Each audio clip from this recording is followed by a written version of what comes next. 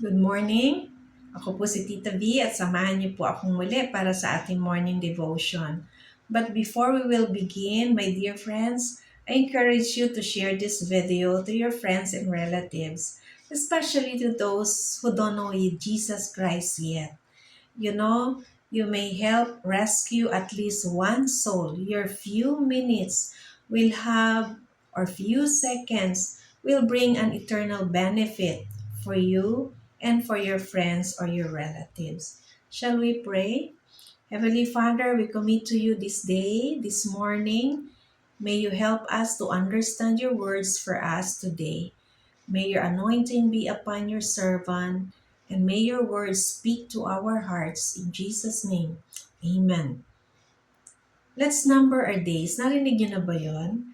Kayo ba ay binibilang niyo rin at tinitignan kung gaano pa ba tayo tatagal dito sa mundo? Sabi sa Psalms 90, verse 12, "Teach us to number our days, that we may gain a heart of wisdom."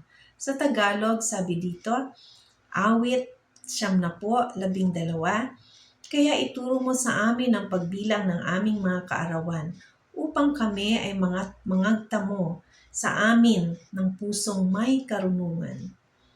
Ang kasaysayan ng Psalms 90 na to, yung background nito, this is the prayer of Moses when he was in the wilderness together with the Israelites whom he rescued from Egypt. Yung mga Israelites na antitigas ng ulo at patuloy na nagkakasala sa kabila ng lahat na sila ay iniligtas na ni Moses doon sa Egypt.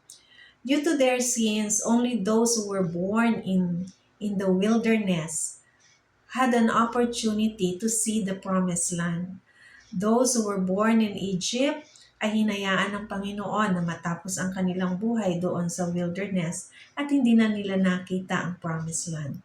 Si Moses din, hindi na siya nakarating sa promised land, bagkos ay ipinatanaw lamang ng Diyos kay Moses ang promised land. Sa halip ay si Joshua at si Caleb na ang nakarating doon. When we learn to number our days, let's remember these different thoughts to ponder. God's desire for human being, you and I, is to learn how to grow and seek God's will and wisdom in our lives. Yun yung gusto ng Diyos, that we will seek God's wisdom, not human wisdom. Yun yung design ng Lord para sa atin. Another thing, when we learn to number our days, our desire is to desire God's desire for our lives. Gugustuhin nating gawin kung ano yung nais ng Diyos sa ating buhay. Kapag alam nating bilangin yung ating natitirang mga araw dito sa lupa. May nakakaalam ba kung kailan magwawakas ang ating buhay? Hindi. Wala. Wala ni sino man.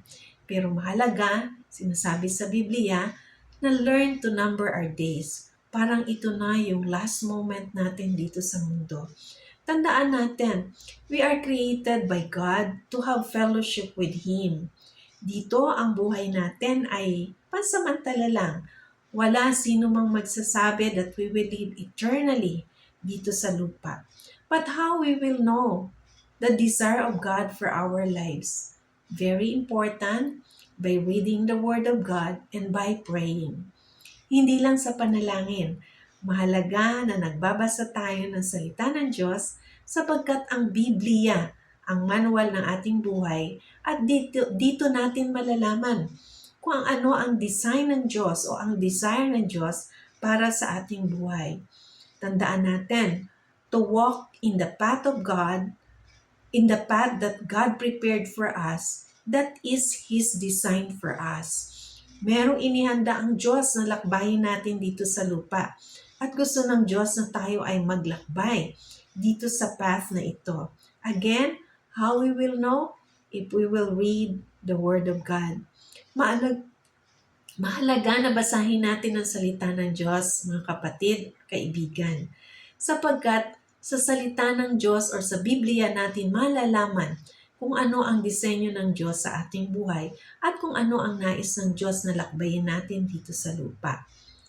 When we live in harmony with Him, with God, Death is simply a change of address, no? Of course, malungkot tayo, nalulungkot tayo kapag meron tayong mahal sa buhay na nawala. Pero mas masakit at malungkot kung ang ating mahal sa buhay na mawawala dito sa lupa ay walang personal na relasyon kay Jesus, sapagkat tiyak na hindi natin siya makakapiling in the future sa langit.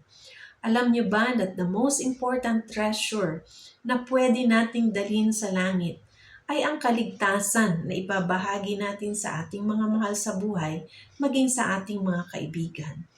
Because ang ating eternal citizenship ay sa langit.